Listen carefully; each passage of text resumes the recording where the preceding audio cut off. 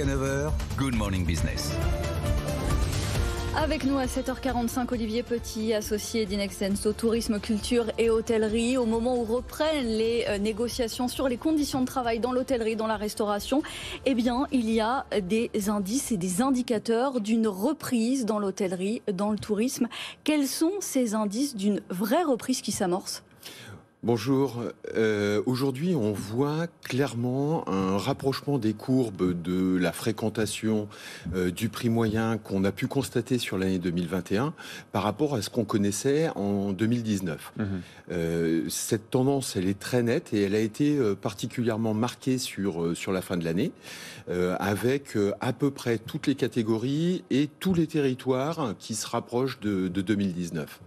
Alors cette tendance de reprise, elle est très prononcée et en même temps, c'est compliqué parce qu'on est aussi très en retard, toujours par rapport à 2019. C'est-à-dire, on est à quel... Est-ce que vous avez pu calculer quel taux de fréquentation, quel taux d'hôtels ouverts, restés ouverts par rapport à la période d'avant-crise ? Alors les taux de fermeture, c'est une horreur parce que les hôtels ouvrent, referment quand il y a un confinement, réouvrent, referment. Donc ce qui fait que le suivi de cet indicateur est relativement compliqué.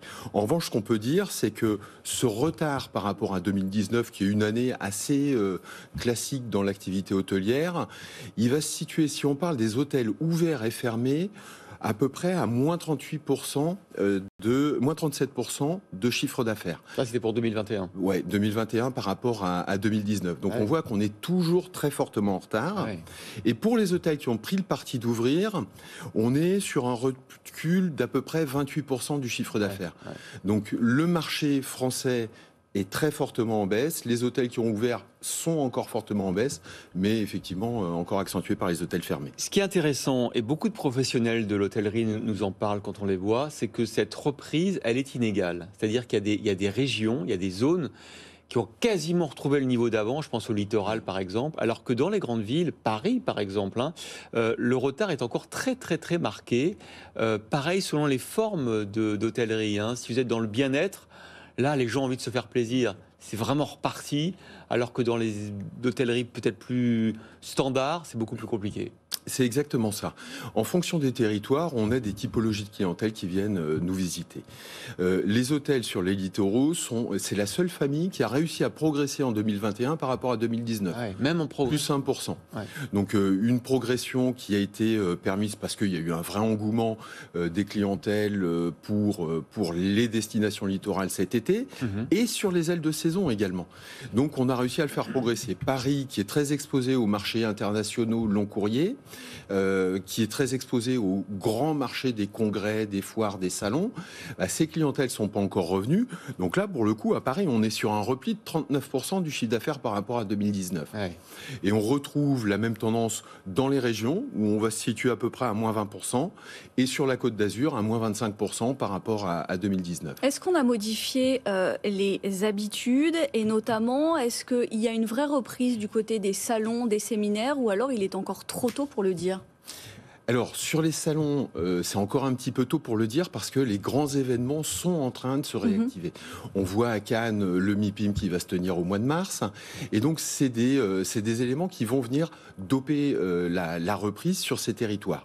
Maintenant, ça risque d'être des salons qui peuvent se tenir aussi à demi-jauge.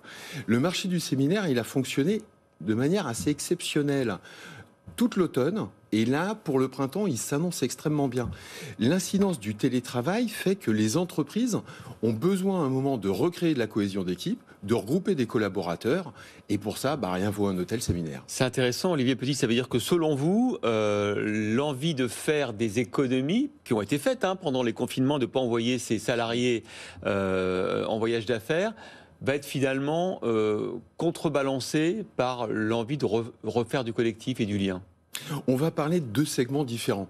Les économies, les frais généraux, c'est sur le voyage d'affaires individuel. D'accord. Aujourd'hui, je peux faire un Teams, un Zoom avec un client à Toulouse si j'ai pas besoin d'y passer. Ouais. Et ça on ne retrouvera pas le niveau d'avant-crise sans doute. Et ça risque d'être très long. Parce que les outils technologiques, le digital vraiment nous aident à nous simplifier la vie. Ça limite les émissions carbone aussi pour les entreprises. Bien sûr, ça rentre dans le bilan. Exactement.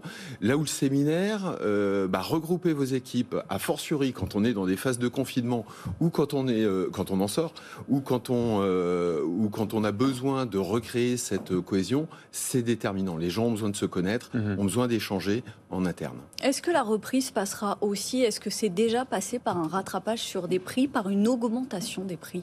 Alors ça, c'est quand même une excellente nouvelle, c'est que il n'y a pas eu de guerre des prix sur le marché de l'hôtellerie. Et ce que l'on peut voir, c'est que le prix a plutôt continué à progresser. C'est le cas notamment pour l'hôtellerie de luxe. Sur l'année 2020, le prix moyen de l'hôtellerie de luxe a progressé de 17%. Ah ouais. Alors c'est remarquable et on peut juste un peu nuancer. On a eu des augmentations tarifaires sur les pics de demande, ça c'est une réalité, et on a aussi une redistribution du mix de clientèle. Les clientèles à qui on vendait le moins cher, souvent les groupes tourisme, ils n'étaient pas là, et donc il y a un petit effet mécanique qui renchérit le prix moyen sur l'année. Eh bien, merci beaucoup Olivier Petit, associé d'Inextinso Tourisme, Culture et Hôtellerie, d'avoir été notre invité sur les grandes tendances de la reprise du secteur du tourisme.